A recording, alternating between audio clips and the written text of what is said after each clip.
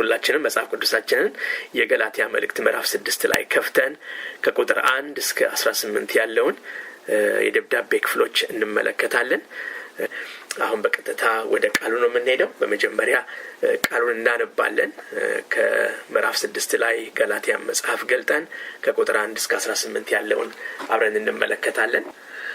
ወንድሞች ሆይ ሰው በማናቸውም በደል እንኳ ቢገኝ መንፈሳውያን የሆናችሁ እናንተ እንደዚህ ያለውን ሰው በየዋሃት መንፈስ አቅኑት። አንተም ደግሞ እንዳትፈተን ራስህን ጠብቅ። ከእናንተ እያንዳንዱ ያንዱን ሸክም ይሸከም፣ እንዲሁም የክርስቶስን ሕግ ፈጽሙ። አንዱ ምንም ሳይሆን ምንም የሆነ ቢመስለው ራሱን ያታልላልና፣ ነገር ግን እያንዳንዱ የገዛ ራሱን ሥራ ይፈትን። ከዚያም በኋላ ስለ ሌላው ሰው ያልሆነ ስለ ራሱ ብቻ የሚመካበትን ያገኛል። እያንዳንዱ የገዛ ራሱን ሸክም ሊሸከም ነውና። ነገር ግን ቃሉን የሚማር ከሚያስተምረው ጋር መልካምን ነገር ሁሉ ይከፋፈል። አትሳቱ፣ እግዚአብሔር አይዘበትበትም። ሰው የሚዘራውን ሁሉ ያንኑ ደግሞ ያጭዳልና፣ በገዛ ሥጋው የሚዘራ ከሥጋ መበስበስን ያጭዳልና፣ በመንፈስ ግን የሚዘራው ከመንፈስ የዘላለምን ሕይወት ያጭዳል። ባንዝልም በጊዜው እናጭዳለንና መልካም ሥራን ለመስራት አንታክት። እንግዲያስ ጊዜ ካገኘን ዘንድ ለሰው ሁሉ ይልቁንም ለሃይማኖት ቤተሰቦች መልካም እናድርግ። እንዴት ባሉ ታላላቆች ፊደላት በእጄ እንደጻፍኩላችሁ እዩ። በሥጋ መልካም ሆነው ሊታዩ የሚወዱ ሁሉ እንድትገረዙ ግድ አሏችሁ። ነገር ግን ስለ ክርስቶስ መስቀል እንዳይሰደዱ ብቻ ነው። በሥጋቸው እንዲመኩ ልትገረዙ ይወዳሉ እንጂ የተገረዙት ራሳቸው እንኳን ሕግን አይጠብቁም። ነገር ግን ዓለም ለእኔ የተሰቀለበት እኔም ለዓለም የተሰቀልኩበት ከጌታችን ከኢየሱስ ክርስቶስ መስቀል በቀር ሌላ ትምክህት ከእኔ ይራቅ። በክርስቶስ ኢየሱስ አዲስ ፍጥረት መሆን ይጠቅማል እንጂ መገረዝ ቢሆን ወይ አለመገረዝ አይጠቅምምና።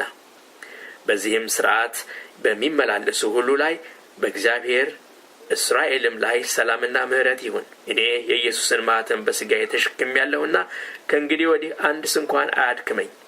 ወንድሞች ሆይ የጌታችን ኢየሱስ ክርስቶስ ጸጋ ከመንፈሳችሁ ጋር ይሁን፣ አሜን። እግዚአብሔር የተመሰገነ ይሁን። አሁን እንግዲህ የዛሬውን ጠዋት ትምህርት ከምዕራፍ 6 ገላትያ ከቁጥር 6 ጀምሮ ያሉትን ክፍሎች ማየታችን በፊት ሳምንት የተማርነውን 3 ቁጥሮች ባጭሩ ክለሳ እናደርጋለን። ወገኖች ክለሳ ማድረጋችን ትልቅ ነገር ነው። ይሄ ትምህርት ስለሆነ በውስጣችን ስለሚቀር ሌሎች ደግሞ አዲስ የገቡ ምን ሐሳብ ላይ እንዳለን አውቀው ሐሳቡን እንዲጨብጡ ይረዳቸዋል። ስለዚህ አሁን ሳምንት በመጀመሪያ የተመለከትነውን ቁጥር 3ን እንመለከታለን። ጋይኖቻችን ቁጥር 3 ላይ አድርጉልኝ። ገላትያ ምዕራፍ 6 ቁጥር 3 አንዱ ምንም ሳይሆን ምንም ቢመስለው ራሱን ያታልላልና ይላል። ሳምንት ይህንን ቁጥር አስመልክተን ምንድነው ያልነው? አንደኛ ጳውሎስ ይህንን አይነቱን ንግግር የተናገረበት ምክንያት ብለናል።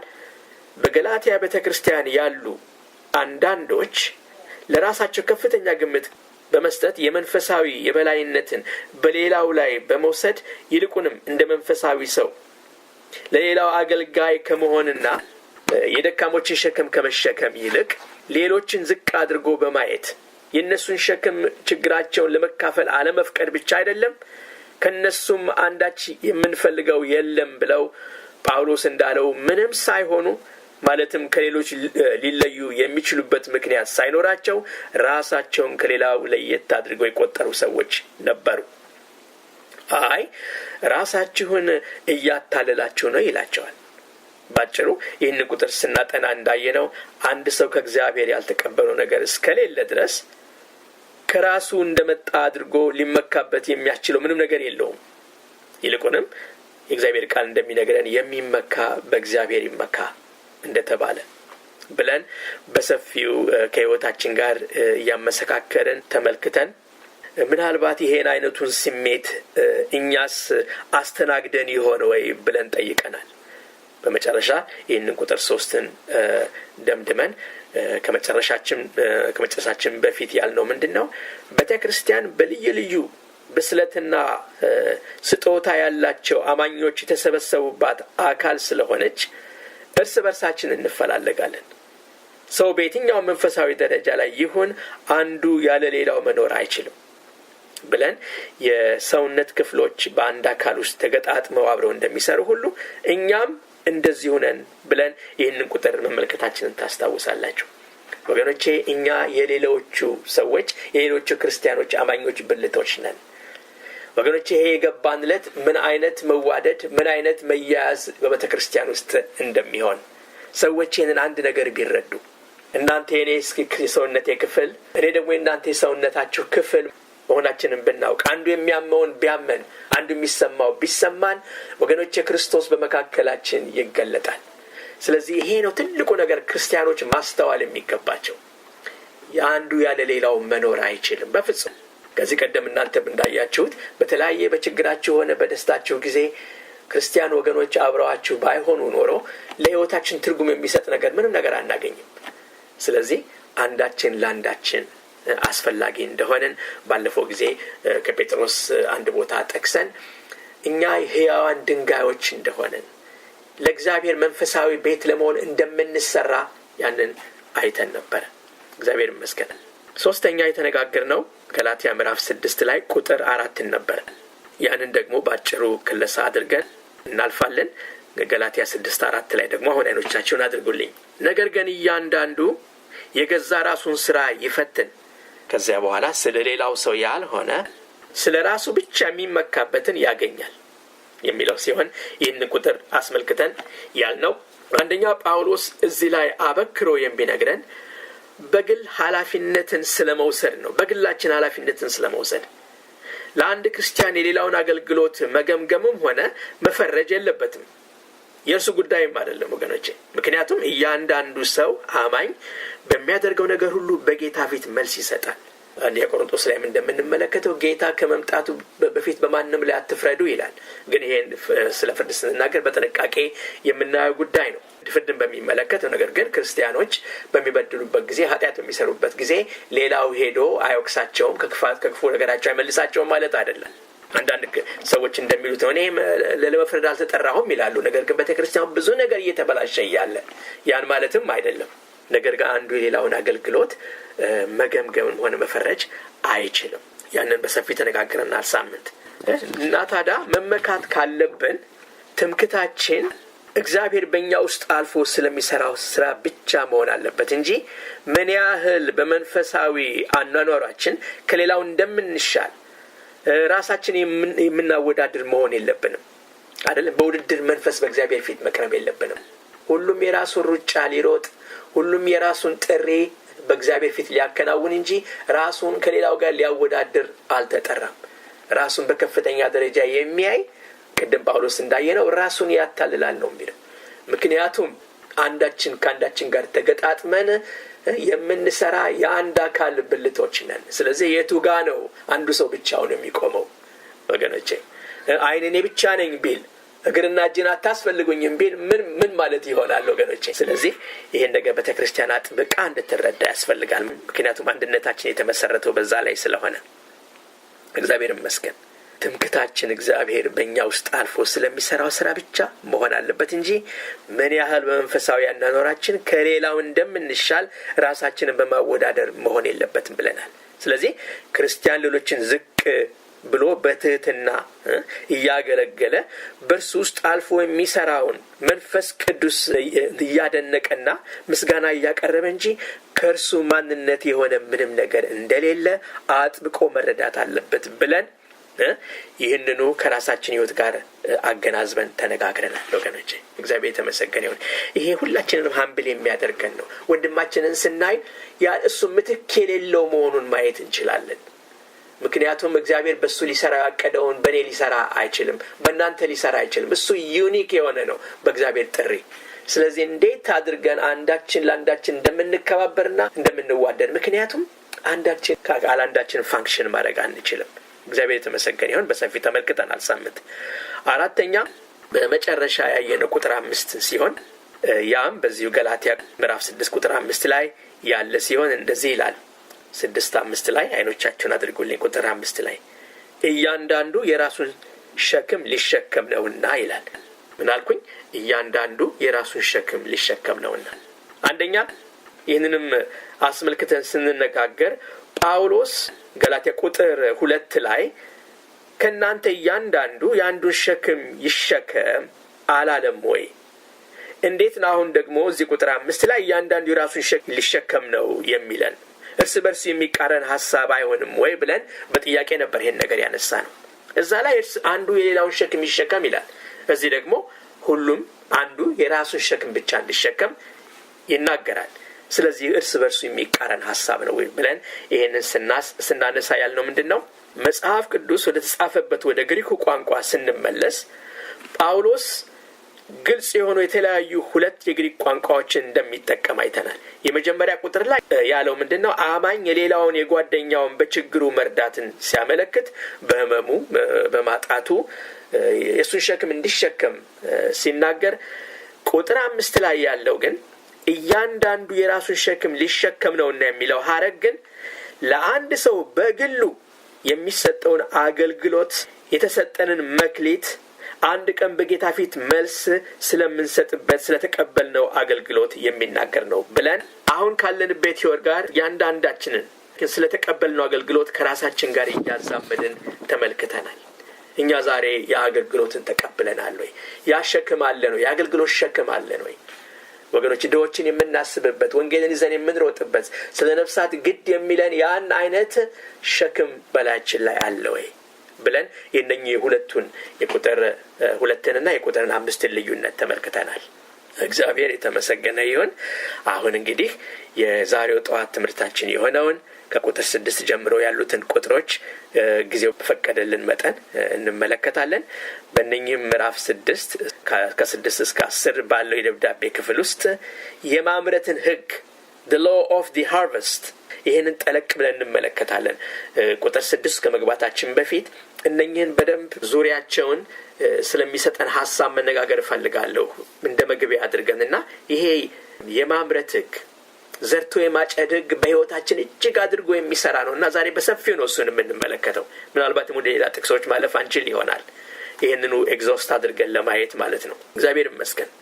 በዚህ ደብዳቤ ውስጥ በገላትያ ጳውሎስ ሕግን አስመልክቶ የተናገረባቸውን ሁሉ ስንመለከት ሕግ አያድንም። ሕግ ሰዎችን በኃጢአት እስራት ውስጥ ጠፍሮ ይይዛል። ሕግ ሰዎች ወደ ወንጌል መጥተው እንዳይድኑ ይጋርዳል ወዘተርፈ ተብሏል አይደለም እንዴ? ስለዚህም እነኚህን ስለ ሕግ የተዘረዘሩ ነገሮች ስንመለከት በአጠቃላይ ከሕግ ውስጥ ምን ደህና ነገር አለ ብለን እንድንጠይቅ እንገደዳለን። ያ ብቻ አይደለም፣ ሕጉ መጥፎ ነው ወደሚል ድምዳሜ ውስጥ እንኳን ልንመጣ እንችላለን። ወገኖቼ ይሁን እንጂ እንደዚህ አይደለም። ሕጉ ባያድንም እንኳ ጳውሎስ የሚያረጋግጥልን ሕጉ መልካም እንደሆነ ነው። ስለዚህም ሲናገር ሮሜ 7:12 ላይ ስለዚህ ይላል፣ ስለዚህ ሕጉ ቅዱስ ነው፣ ትእዛዚቱም ቅድስትና ጻድቅት በጎም ናት። ሕግ ተሰጥቶ የነበረው ለጥሩ ዓላማ ነው ማለት ነው። ይኸውም ይላል ጳውሎስ የሕጉን በጎነት ገላትያ 3:24 ላይ ሲገልጥልን እንደዚህ በእምነት እንጸድቅ ዘንድ ሕግ ወደ ክርስቶስ የሚያመጣ ሞግዚታችን ሆኗል ይላል። ሞግዚታችን ሆኗል። ስለዚህ ጥቅም አለው። ሞግዚት ዋናው ቤተሰብ እስኪመጣ ድረስ ልጆችን ለጊዜው የምጠብቅ ወይም የሚጠብቅ ሰው ነው። ስለዚህ ምን ማለት ነው? እንዴት ነው ይሄን በሞግዚትነት የሚያገለግለው ይሄን ሕግ? ከዚህ ቀደም በደንብ ተነጋግረናል። ግን ወደ ሌላ ወደ ተፈጥሮ ሕግ ሁሉ ስንገባ ይሄንን አብረን እንድናየው ብዬ ነው። እንዴት ነው ይሄን ሕግ በሞግዚትነት የሚያገለግለው? አንደኛ ሕጉ ኃጢአትን ወደ ውጪ ወጥቶ እንዲታይ በማድረግ ነው። ወገኖቼ ሕጉ ባይኖር ኖሮ ሰዎች ኃጢአተኛ መሆናቸውን አያውቁም። አትመኝ የሚለው ሕግ ባይኖር ኖሮ ሰው በመመኘት ውስጥ ያለውን ኃጢአት ማየት አይችልም ነበር። ስለዚህ ምንድነው ሕጉ ሲመጣ ኃጢአትን ወደ ዳር አስቀምጦ ማሳየት ጀመረ። ስለዚህ ትልቅ አገልግሎት አለው። ወይ ሕግን ለማድረግ በመወከርን ቁጥር ኃጢአታችን ወደ ውጪ ይወጣል ወገኖቼ፣ ምክንያቱም አንችልማ። ስለዚህ ሕግ ምን ያደርጋል? ኃጢአትን ይገልጠዋል ማለት ነው።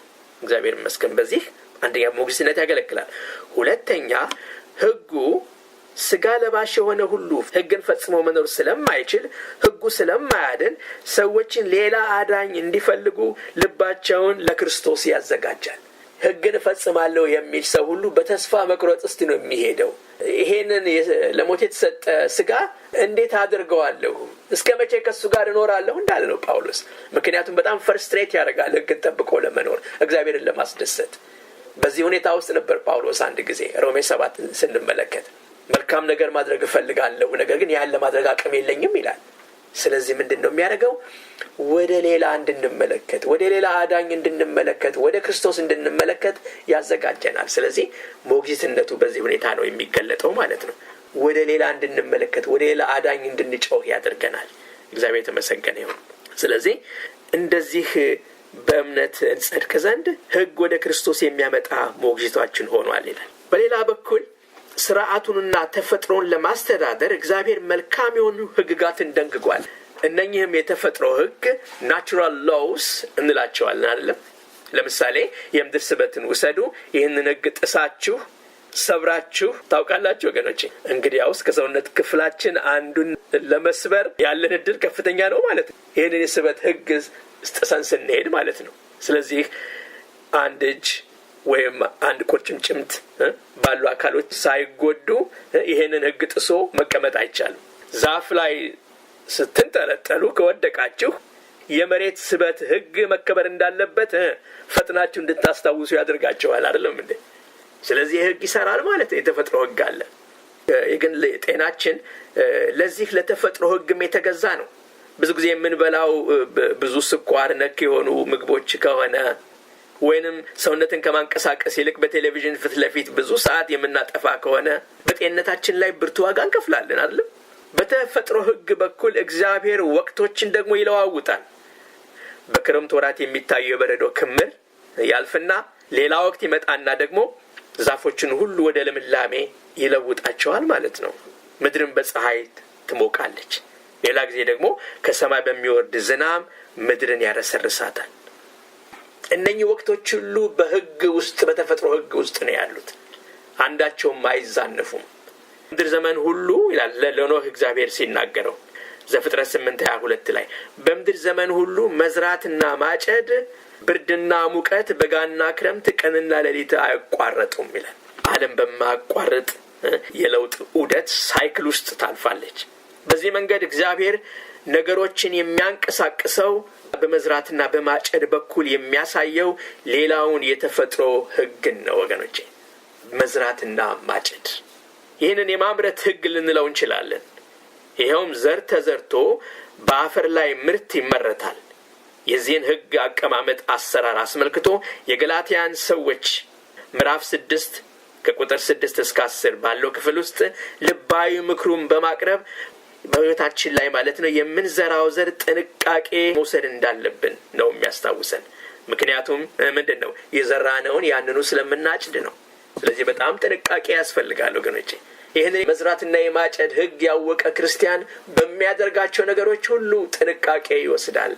ምክንያቱም የዘራውን ያንኑ ስለሚያጭድ ነው። ስለዚህም ቀደም ሲል እንዳልኩት በዛሬው ጠዋት ትምህርታችን ቁጥር 6 ላይ መተን ከመነጋገራችን በፊት ዘርቶ ከማጨድ ሕግ ምን እንማራለን? 4 ዝርዝር ሐሳቦችን እንመለከታለን። እነኚህን ልብ በሏቸው። ብትችሉም ቀስ ብዬ ስለምናገር በማስታወሻችሁ ላይ ጻፏቸው። እነኚህ የማምረት ሕግ ናቸው። አንደኛ የዘራነውን ነው የምናጭደው። በጣም መሰረታዊ የሆነ ነገር ግን አስፈላጊና ኢምፖርታንት የሆነ ነገር ነው። የዘራነውን ነው ያንኑ የምናጭደው። ይህንን ማወቃችን ወገኖች የብርቱካን ፍሬ ወይም ዘር ዘርታችሁ ከሆነ ወይን ይበቅላል ብላችሁ አትጠብቁም አይደለም? አንዴ ከተዘራ በኋላ በመከር ሰዓት ምን አይነት ውጤት ነው የማገኘው ብላችሁ ለውሳኔ አትነሱም። በዛን ጊዜው አልፏል። ይህንን እቅድ የምናወጣው መቼ ነው? ዘሩን ከመዝራታችን በፊት ነው። ምክንያቱም የዘራነውን ያንኑ ስለምናጭድ። ይሄ አንደኛው ነው። የዘራነውን ያንኑ እናጭዳለን። ሁለተኛ የዘራነውን ዘር የምናጭደው በዘራንበት ወቅት ሳይሆን የምናመርተው ደግሞ በተለየ ጊዜ በተለየ ወቅት ወይም ወራት ውስጥ ነው። ዘር መዝራትና መሰብሰብ በአንድ ላይ አይመጡም። ትዕግስት የሌላቸው ሰዎች ጥሩ ገበሬዎች ሊሆኑ አይችሉም። ፀሐይ፣ ውሃ፣ ዘርና አፈር በጊዜ ውስጥ ወገኖቼ መስራት አለባቸው። በአንድ ላይ መስራት አለባቸው። ዘሩ በጊዜ ውስጥ ከአፈር ውስጥ ዘልቆ እስከሚወጣ ድረስ እንደዘራ ነው ወዲያውኑ በመስኮት ወደ ውጪ ያያየን በአንድ ጀበር ማጨድ እንዳለብን ብናስብ አይሆንም አይደለም እንዴ? ነገር ግን ሌላ ወቅትን መጠበቅ አለብን። ከዘራን በኋላ መጠበቅ አለብን። ወገኖቼ ይሄንን ከመንፈሳዊ ነገር ጋር እንድታገናኙ ትፈልጋለሁ። አሁን ይሄ ናቹራል ስለሆነው አንድ ገበሬ ስለሚያደርገው ስለ ዘርቶ ስለማጨድ ህግ ነው የምናገረው which is naturally ስላለው በተፈጥሮ ስላለው። ስለዚህ መጠበቅ ያስፈልጋል፣ ትዕግስት ያስፈልጋል ዘርን ከዘራን በኋላ። ይሄ አንዱ ናቹራል ሎው ነው። ሶስተኛ ከዘራነው በላይ ነው የምናጭደው። አንድ ፊን ዘርተን የተተረፈረፈ ምርት ነው የምንሰበስበው። እንደምታዩት ዘር ሲታይ በጣም ትንሽ ነው፣ ብዙ ውጤት የሚያስገኝም አይመስልም አይደለም፣ ስናየው ህይወት ያለበትም አይመስልም። ነገር ግን በጊዜ ውስጥ የተተረፈረፈ አዝርዕት ሆኖ ይወጣል ማለት ነው። ስለዚህ በመንፈሳዊ መንገድ ይህን ስንመለከተው ወገኖቼ ከዘራነው በላይ ነው የምናጭደው። ይህንን ዝቅ ብለን እንመለከታለን በኋላ። አራተኛና መጨረሻው ስላለፈው መከር ሃርቨስት ምንም ማድረግ አንችልም፣ ነገር ግን ስለሚመጣው መከር አንድ ነገር ማድረግ እንችላለን። ይህን ህግ ማወቅ አለብን። አንዴ ከተዘራ በኋላ ምንም ማድረግ አይቻልም። ስለዚህ አሁን ያበላሸነው መከር በሚቀጥለው ተምረን አሻሽለን በልዩ መንገድ እንተክላለን እንጂ አንዴ ከተዘራ በኋላ ስላለፈው አዝርዕት ወይንም ሃርቨስት ምንም ማድረግ አንችልም። ያለፈው አልፏል። ስላለፈው አመት መከር ምንም መለወጥ አንችልም፣ ነገር ግን ከእርሱ መማር እንችላለን። ከዛም የተማርነውን በመጠቀም በማስተዋል በሚመጣው ዘመን ምን እናደርጋለን? እንተክላለን። እስከ መጨረሻ ድረስም እድገቱን በጥንቃቄ እንጠብቃለን። እነኚህ እንግዲህ አራቱ ዘርቶ የማጨድ ህጎች ናቸው። ወገኖቼ እንግዲህ አሁን በግብርና ውስጥ ካለው ዘርቶ የማጨድ ህግ ጋር በመንፈስ ዘርቶ የማጨድን ህግ አሁን ያገናኛችሁት ይመስለኛል። ኃጢአት ያለበትን ሐሳብና ተግባር ከዘራን የዛን ውጤት እናጭዳለን። ወገኖቼ በክርስቶስ ያገኘነው የመጀመሪያውን እምነት ወደ በሰለ የመንፈስ ፍሬ ለማምጣት ብዙ ወራቶችን እንደሚጠይቁ ወገኖቼ ሁላችንም እናውቃለን።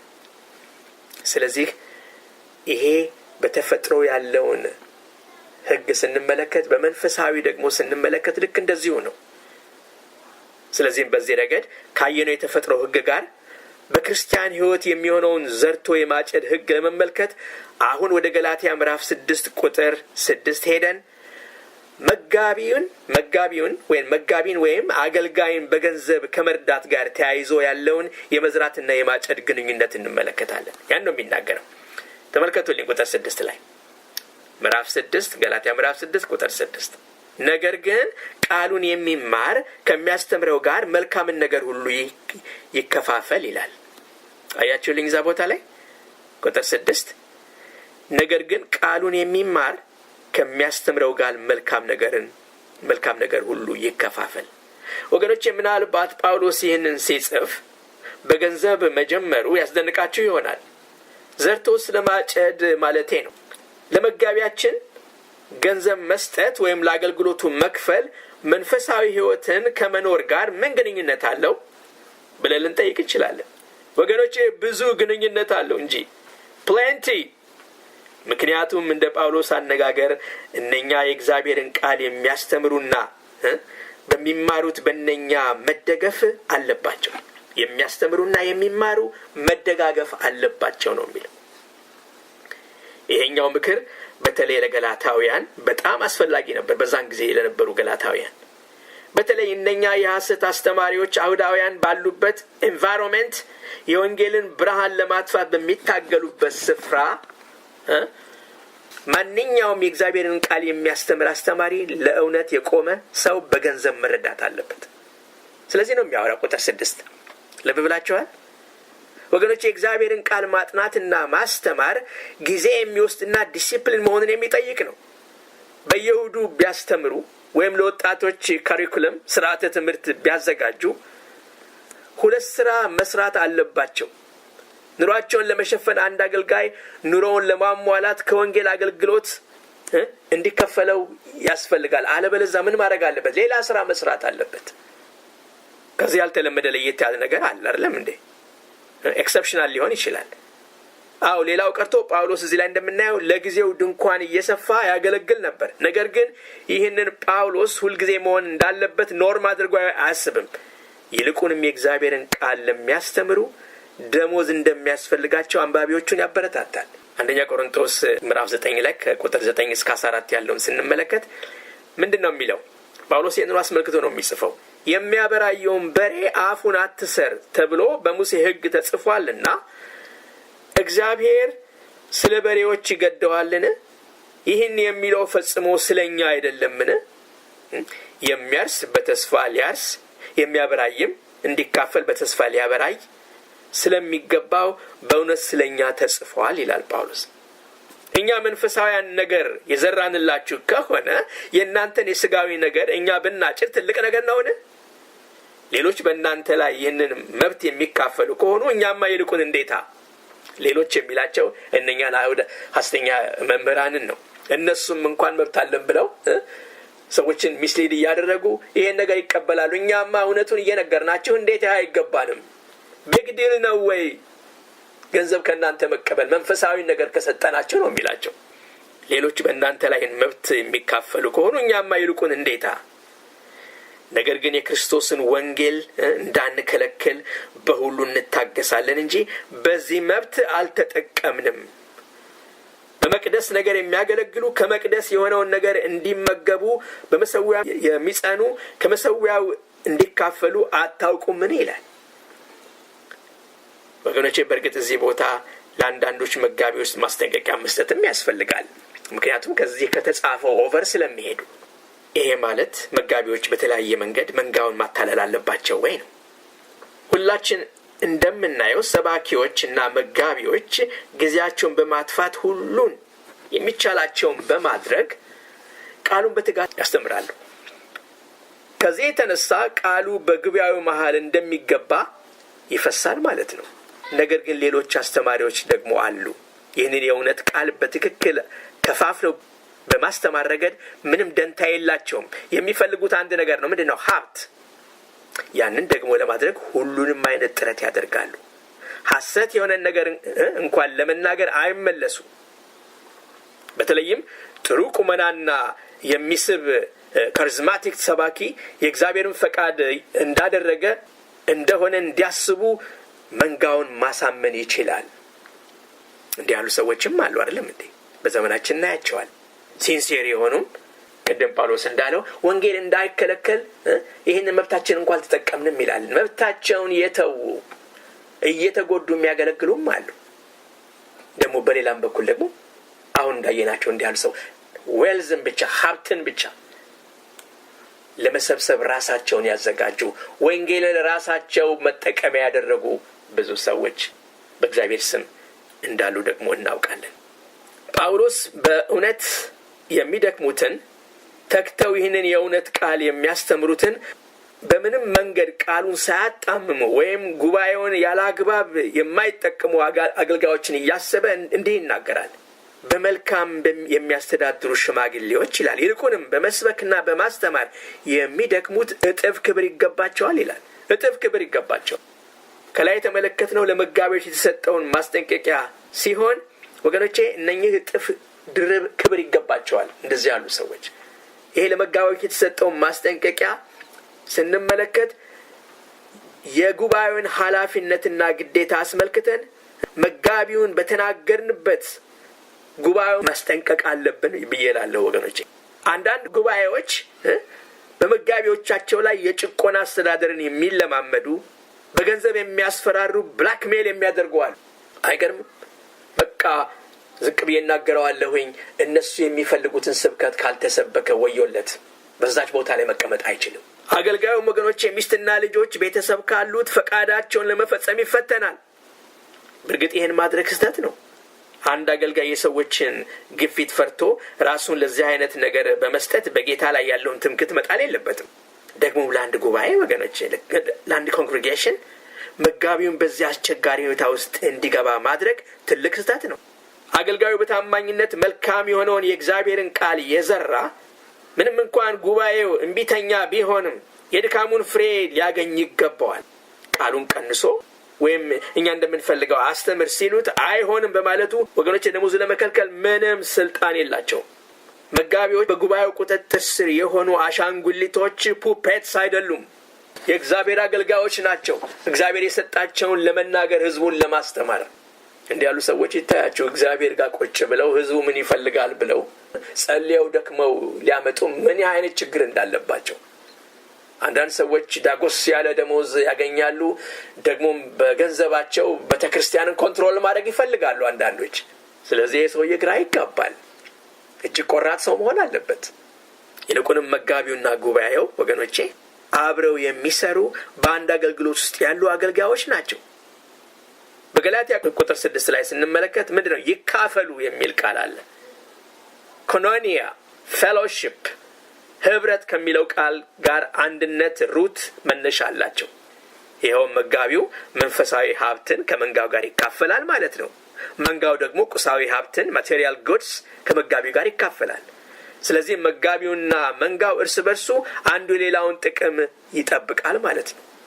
ከዚህ ውጭ ግን አንዱ ባንዱ ላይ ልሰልጥን በሚልበት ጊዜ ወገኖቼ የክርስቶስ ቤተክርስቲያን ትበደላለች።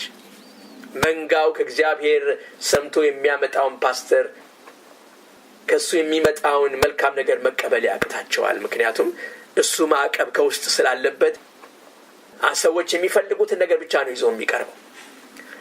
ወገኖቼ እንዴት አስቸጋሪ ነገር ነው። እንግዲህ መጋቢዎችን ተመልክተናል። እንደዚሁም ደግሞ ኮንግሪጌሽኑን ጉባኤውን ተመልክተናል።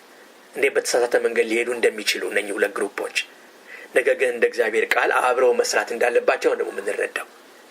ስለዚህ ወገኖቼ ወደ ራሳችን ደግሞ ስንመለከትስ ወደ ራሳችን እስኪ እንመልከት።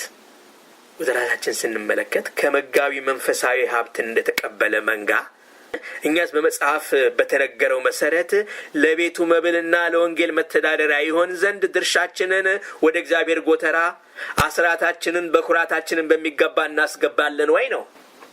ይሄ ለአንዳንዶች በጣም አስቸጋሪ ነገር ነው፣ አስራታቸውን መክፈል። አይኖ ሰውን ሳልነካም ማልፍ አይመስለኝም ይህን ስናገር። ወገኖች ይህንን መርሆ የጠበቁ በቤታቸው በስራቸው ይባረካሉ። እንደ ተፈጥሮ ህግጋት ሁሉ በመንፈሳዊ ዓለምም እንዲሆነው ዘርቶ የማጨድ ህግ በዓለም ላይ ዛሬም ተንሰራፍቶ እጅጉን ይሰራል። ተመልከቱ፣ ዛሬም እንደ ጥንቱ እግዚአብሔር ይናገራል አይደለም እንዴ? ዘርቶ የማጨድ ህግ ዛሬም ሕያው ነው። ተመልከቱ ጌታ የሚናገረውን። ከአባቶቻችሁ ዘመን ጀምሮ ከሥርዓቴ ፈቀቅ ብላችኋል፣ አልጠበቃችሁም፣ ወደ እኔ ተመለሱ ይላል የሰራዊት ጌታ እግዚአብሔር። እናንተ ግን የምንመለሰው በምንድነው ብላችኋል። ሰው እንዴት እግዚአብሔርን ይሰርቃል? ሰው እግዚአብሔርን ይሰርቃልን? እናንተ ግን ይህን ሰርቃችኋል። እናንተም የሰረቅንህ በምንድነው ብላችኋል። በአስራትና በበኩራት ነው። እናንተ ይህ ሕዝብ ሁሉ እኔን ሰርቃችኋልና በርግማን ርጉሞች ናችሁ ይላችኋል። የሚያስፈራ ነው። በቤቴ ውስጥ መብል እንዲሆን አስራቱን ሁሉ ወደ ጎተራ አግቡ፣ የሰማይንም መስኮት ባልከፍትላችሁ በዚህ ፈትኑኝ ይላል የሰራዊት ጌታ እግዚአብሔር። ዋው! ስለ እናንተ ነቀዙን እገስጻለሁ፣ የምድራችሁን ፍሬ አይጠፋም፣ በእርሻችሁም ያለው ወይን ፍሬውን አያረግፍም ይላል የሰራዊት ጌታ እግዚአብሔር። ዋው ወገኖቼ፣ የተድላ ምድር ትሆናላችሁ፣ አሕዛብ ሁሉ ብፁዓን ብለው ይጠሯችኋል ይላል የሰራዊት ጌታ እግዚአብሔር። ይህ ሚልክያስ ምዕራፍ 3 ከቁጥር 7 እስከ 12 ነው። በቤቱ ውስጥ ያሉትን ሌዋዮች ያሉትን አገልጋዮች ለመርዳት ነው የሚናገረው። ይሄ ቀላል ነው እንዴ ታዲያ ወገኖቼ? እኛ ላይትሊ እንደምናየው ነው እንዴ? በኪሳችን ሳንቲም ይዘን አለ ሐሳብ ከረጢት እንደምንበትነው ነው እንዴ ወገኖቼ? እንደዚህ ነው እንዴ? ይሄንን ላይትሊ ማየት እንችላለን? ሰሚዛችን ክርስት ገብተን መጅለጥ አድርገን 1 ብር 20 ብር እንሰጣለን። እንደዚህ ነው ወይ? ታዲያስ ወገኖቼ ቃሉን የሚማር ከሚያስተምረው ጋር መልካምን ነገር ይከፋፈል የሚለው የገላትያ ምዕራፍ ቁጥር 6 ዘርቶ ከማጨድ ጋር ምን ግንኙነት አለው ብለን የጠየቅነውን ጥያቄ ተመለሰልን ወገኖቼ። ምን ግንኙነት አለው? ይሄ ነው ወገኖቼ። ዛሬም ዘርቶ የማጨድ ሕግ ይሰራል ወይ ወገኖቼ? ኪሳችሁ ሙሉ ነው ወይስ ኪሱ እንደተቀደደ ሰው ናችሁ? በተድላ ነው የምትኖሩት ወይስ በድህነት? ተርፏችሁ ሌላ የምትሰጡ ወይስ የነጣችሁ ድሃ? ይሞላላችሁ ወይስ በገዶሎ የምትኖሩ? ከየትኛው ወገን ናችሁ? መጋቢያችሁ እናንተ ድርሻውን ካለማድረጋችሁ የተነሳ በቤቱ ቸግሮት ይሆን? ለእናንተ እየደከመ ወጥቶ ሥራ መስራት ሲችል እንደናንተው እናንተን በማገልገሉ ወገኖቼ በቂ ነገር በቤቱ አጥቶ ይሆን ወይ? ልጆቹ ቸግሯቸው ይሆን ወይ? እናንተ በአስራትና በበኩራታችሁ እግዚአብሔርን ስላላከበራችሁ በእናንተ ምክንያት የእግዚአብሔር ቤት ይዘጋ ወይ? ሌዊ ወጥቶ የራሱን ሥራ ይስራ እንዴ? እርሻ ውስጥ ይግባ እንዴ? የሚበላ ጠፍቶ ወገኖቼ ስርዓት ያለን ሰዎች መሆን አለብን። የቄሳርን ለቄሳር የእግዚአብሔርን ለእግዚአብሔር እንስጥ ወገኖቼ። እንደ ገላትያ ምዕራፍ 6 ትምህርት ወገኖቼ የሌላውን ሸክም በመሸከም የክርስቶስን ሕግ መፈጸም በኃጢአት ውስጥ የገባን ወንድም በየዋህነት መንፈስ ማቅናት ብቻ ሳይሆን አሁን እንደተነጋገርነው መልካም ነገሮችን ማከፋፈልም ጭምር ነው። መንፈሳዊነትን በማህበራዊ ሕይወት ከመግለጽ አንጻር የቃሉን አገልጋዮች፣ መጋቢዎችን፣ አስተማሪዎችን፣ ወንጌላውያንን መንፈሳዊን ነገር እንዲካፈሉ ማድረግ አለብን። ከነሱ መንፈሳዊውን የሚካፈሉ ምእመናን ደግሞ ቁሳዊውን ሀብት ማካፈል አለባቸው። ቅድም እንዳልነው ይህ ትምህርት በጌታችን በኢየሱስ ክርስቶስ የትምህርት ሐሳብ ላይ የተመሰረተ ነው። ሉቃስ 10:7 ተመልከቱ። በኋላ ቤታችሁ ሉቃስ 10 ምዕራፍ 7 ሐዋርያው ጳውሎስም ይህንን ትምህርት አጽንዖት ሰጥቶበት ተናግሯል። ቅድም ያነበብኩላችሁ አንደኛ ቆሮንቶስ ምዕራፍ 9 ይህን ጉዳይ አስመልክቶ በጌታችን በኢየሱስ ክርስቶስም ሆነ በሐዋርያ ትምህርት ላይ በመቆም ነገሩን ተግባራዊ ማድረግ ያንድን የቤተክርስቲያን እና የምእመኗ ድርሻ ነው ወገኖች። ጳውሎስ መጋቢዎች፣ አስተማሪዎች፣ ወንጌላውያን ኑሯቸውንና ሕይወታቸውን በአግባብ እንዲመሩ በገንዘብ እንዲደገፉ አዟል። ሆኖም ይህን ትእዛዝ በመቀበል ተግባራዊ የሚያደርጉ ደግሞ ከፍተኛ በረከት እንደሚያገኛችሁ ተናግሯል። ቅድም ያነበብንላችሁንም የተድላ ምድር ትሆናላችሁ ይላል። እግዚአብሔር የተመሰገነ ይሁን። ወገኖቼ 100 ብር 10 ብር ሰጥተን በ90 ብር መኖር ካልቻልን 10 ብር መታ ምን ልትጠቅመን? 90ንም ይዛብን ትሄዳለች። ዛሬ ያጣነውና የገረጣነው አልሞላልን ያለው የሥራ በር የተዘጋብን ከወር እስከ ወር ገንዘቡ አልበቃን ያለው ዕዳ በዳ የሆነው በዚህ ምክንያት ይሆን እንዴ ብዬ ጠይቃለሁ። ዘርቶ የማጨድ ሕግ ይሰራል ወገኖቼ። ስለዚህ ጳውሎስ ገላትያ ምዕራፍ 6 ቁጥር 7 ላይ እንዲህ ይላል፣ አትሳቱ፣ እግዚአብሔር አይዘበትበትም፣ ሰው የሚዘራውን ያንኑ ያጭዳል። ወገኖቼ ሳምንት ጌታ ቢፈቅድ እና ብንኖር ይህንን ደግሞ እንመለከታለን። ጨርሻለሁ። እግዚአብሔር የተመሰገነ ይሁን።